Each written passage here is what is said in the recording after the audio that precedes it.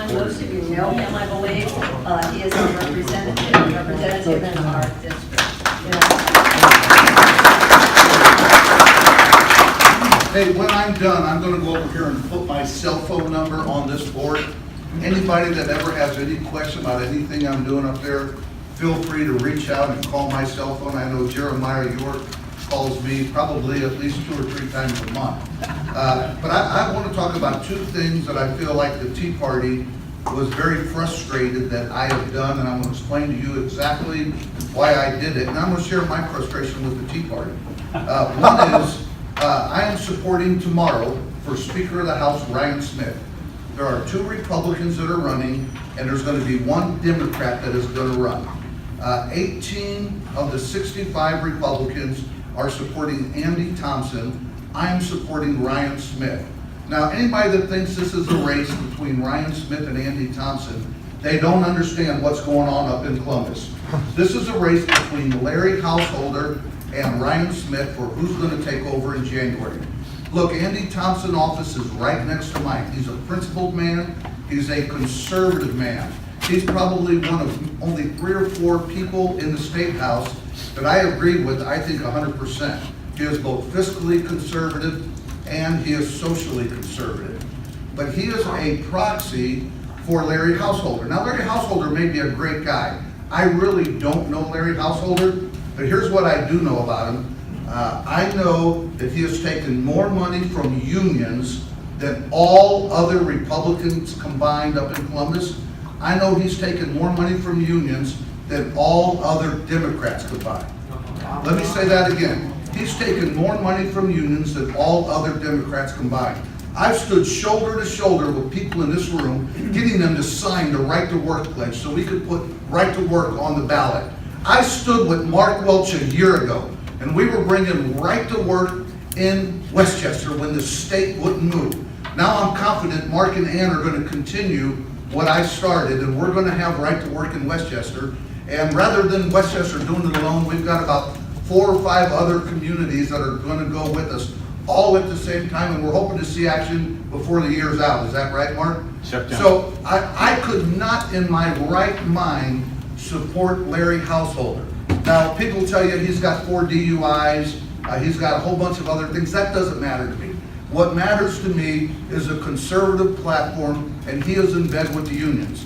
Now, the other thing I got criticized for is I took $12,500 from Jenny Reagan. Jenny Reagan is a supporter in Columbus. She's an heiress worth about $180 million, and she supports probably about 50 of the representatives up in Columbus. I'm also proud to say that I have raised more money in the last cycle than anybody in the House. The reason I've done this is my pro-business platform, my business first. The business community throughout Ohio is coming in to support me. Let me tell you who I said no to. I said no to a guy named Bill Lager who runs ECOT. And anybody wants to know why I said no to Bill Lager, I'm not going to take my 3 minutes, but talk to Barry Rydell. His son was a student at this, what I believe to be corrupt school. When I was asked by a lobbyist, hey, I've got $12,500, I said no, I'm not interested in that money. I said no to unions that I was approached to. We would like to support you. I said no. When Jenny Reagan gave me that money, I called her and I said, what do you expect in return? Because usually it's people that just want access to you. She said, all I want in return is you to do good government. I said, my platform is really the Tea Party platform. Limited government, smaller government, less taxes, fiscal responsibility, and free markets. She said, I have no problem supporting that. So that's why I did what I did. And I'm a little frustrated with the board of the Tea Party. You all have my cell phone number. Not one person called me to ask why I did this, why I went this way. Instead, they decided to write a letter to people saying, hey, we got problems here locally. I'm going to put my cell phone number on this board. What's that number? I'll call it right now. Anybody has a problem, you feel free to call me direct. What about House Bill 478? I'll be happy to talk about House Bill 478. I was trying to bring the sponsor in to talk to you. When she saw the emails back and forth between us, she said, no, this is wrong. So House Bill 478 is a House bill that will allow small stem cells, basically the 5G network, okay? I'm up there for pro-business.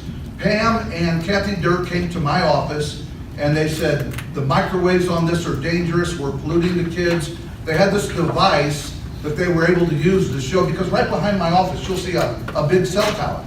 They said that cell tower back there is giving you dangerous levels of microwaves right here in your office. Well, I went to the township. I'm gonna tell you, I was pissed. You know what I found out? That cell tower had been deactivated about 3 years ago. Wasn't even a cell on it. So then I've got other research from both sides. I'm not saying their research is wrong, but I got research saying, hey, this isn't even as bad as a microwave in your house. It's dissipated in the air, it's so high.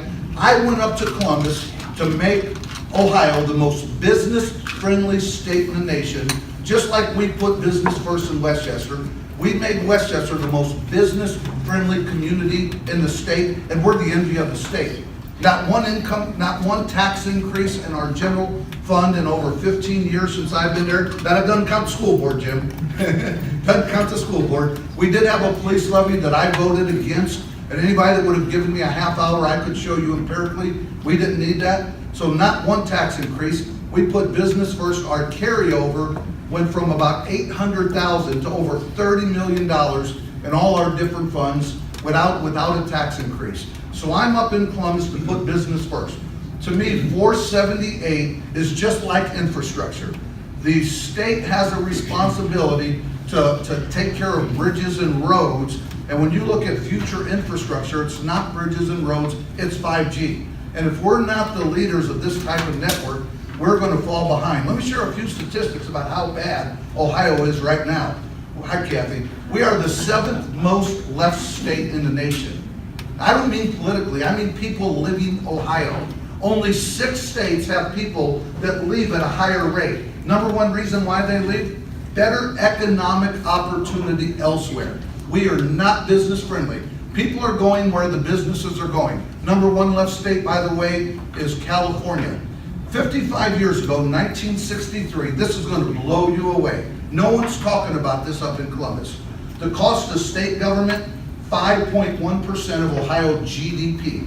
1970, we introduced the Ohio income tax. From 1970 until today, one tax after another. Ohio has over 6,000 taxing districts, more than any other state in America. More than any other state, combined with regulation after regulation. So you fast forward to today, 1963, 5.1%. Today it's 14%. So what that means, in the last 55 years, the cost of state government has grown at 5,300%, and the cost of GDP, our funding source, has grown at 1,800%. Bill, we're outgrowing our funding source. It is unsustainable. We cannot continue down this path. And one more example to illustrate it, in 1970, we had 24 congressmen. Today we have 16. No doubt when we do our census in 2 years, we're going to 15. More than likely, we're going to 14. When did we become irrelevant? And your number of congressmen is based on your population relative to the rest of the country. When did we become irrelevant?